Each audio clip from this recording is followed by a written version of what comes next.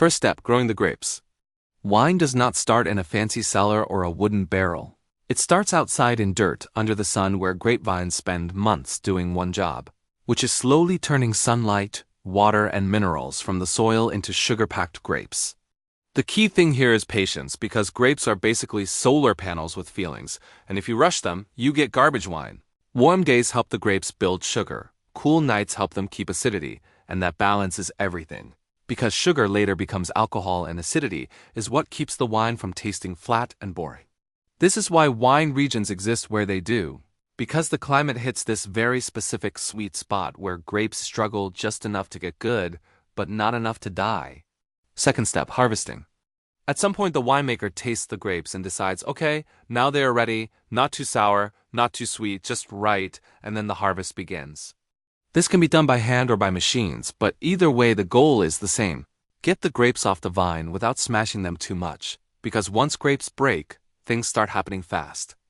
Inside every grape there is sugar, water, and wild yeast floating around from nature, and yeast is the tiny organism that will later turn sugar into alcohol. Timing matters here because harvest too early and the wine tastes sharp and thin. Harvest too late and it becomes heavy and overly alcoholic, which sounds fun but usually is not. Third step, crushing and pressing. This is where wine officially begins. The grapes arrive at the winery and get crushed so the juice can come out. And no, people do not stomp grapes with their feet anymore, unless it is for tradition or tourists. The important part is what happens next, because red wine and white wine split paths right here. For white wine, the skins are quickly removed and the juice is pressed out, because grape skins contain color and bitterness that white wine does not want. For red wine, the skins stay in the juice, because that is where the color, flavor, and structure come from, and without skins, red wine would just be weird pink sadness.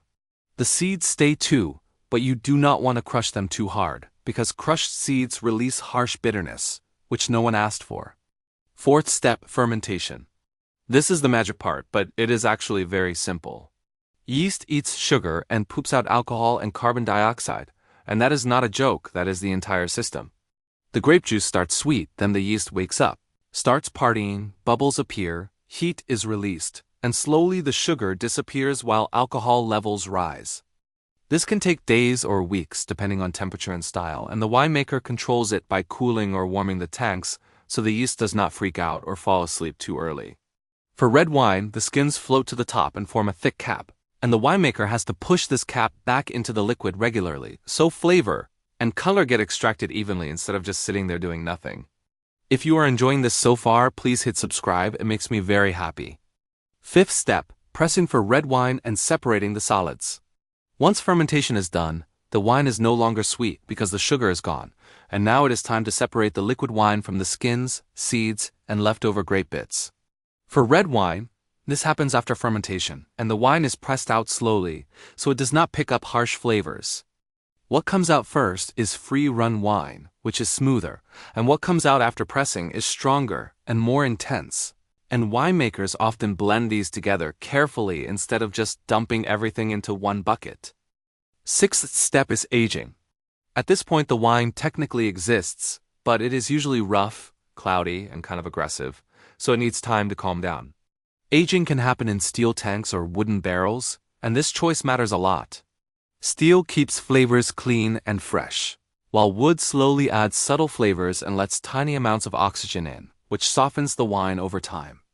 Oak barrels are popular not because they are fancy, but also because they are porous in a very controlled way, which helps the wine evolve instead of just sitting there unchanged.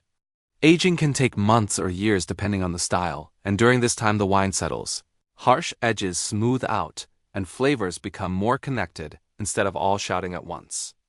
Seventh step, clarification. Before bottling, the winemaker makes sure the wine is clear and stable, because nobody wants a bottle that randomly grows crystals or turns cloudy on their kitchen counter. This is done by letting particles settle naturally, sometimes helping them along with gentle filtering, and making sure the wine will not keep fermenting or changing in the bottle unless that is the goal. The idea is not to strip the wine of character, but to stop surprises that ruin the experience. Final step, bottling. The wine is put into bottles, sealed, and either released right away or stored longer to age even more. And that's basically it. Thank you for watching my first ever video. It truly means a lot. Please write a comment if you enjoyed it.